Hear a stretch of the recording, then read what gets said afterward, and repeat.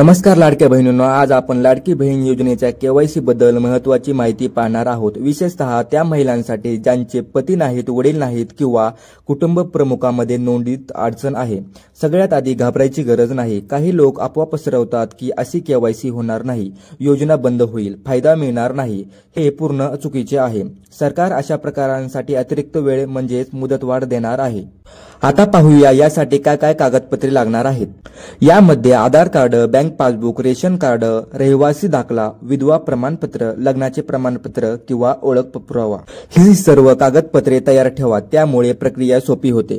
पुढचा महत्त्वाचा मुद्दा म्हणजे कुटुंब प्रमुख पती किंवा वडील नसतील तर महिला स्वतःचे नाव कुटुंब प्रमुख म्हणून नोंदवू शकतात। त्यासाठी ग्रामसेवक किंवा तलाठी यांच्याकडे प्रमाणपत्र मिळू शकते।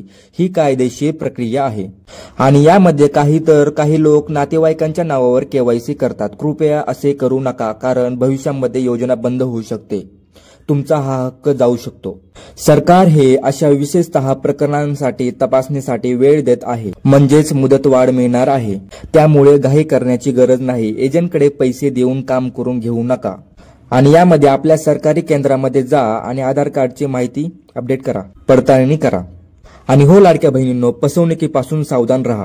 काही जण पैसे घेऊन काम करून देण्यास सांगतात, हे चुकीचे आहे। सरकार प्रक्रिया सगळ्यांसाठी समान आहे आणि सारखीच आहे। आणि हो लाडक्या बहिणींनो, तुमच्या कागदपत्रातील जर या चुका असतील तर या चुका दुरुस्त करा।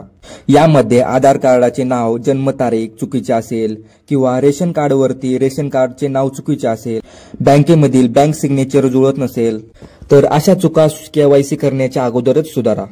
लाडक्या बहिणींनो, शेवटी महत्त्वाचे म्हणजे घाबरू नका, अफवांवर विश्वास ठेवू नका, नातेवाईकांच्या नावावर केवायसी करू नका, एजंटकडे पैसे देऊ नका आणि स्वतःचे कुटुंब प्रमुख नाव नोंदवा। मुदतवाढीची घोषणा लवकरच येईल। ही माहिती सर्व गावातील विधवा महिला तसेच अनाथ मुलींपर्यंत पोहोचवा, त्यांना ही माहिती खूप उपयोगी पडेल। लाडक्या बहिणींनो, आपल्या चॅनलवरती लाडकी बहीण या योजनेविषयी खूप महत्त्वाची आणि चांगल्या अपडेट येत राहतात। त्यामुळे जर तुम्हाला हा व्हिडिओ आवडला असेल तर लाईक आणि शेअर करा, त्याचबरोबर सबस्क्राईब करून ठेवा, कारण जेव्हाही नवीन व्हिडिओ येईल त्या सर्वात पहिला व्हिडिओ हा तुम्हाला पाहायला मिळेल। धन्यवाद, भेटूया पुढच्या व्हिडिओमध्ये।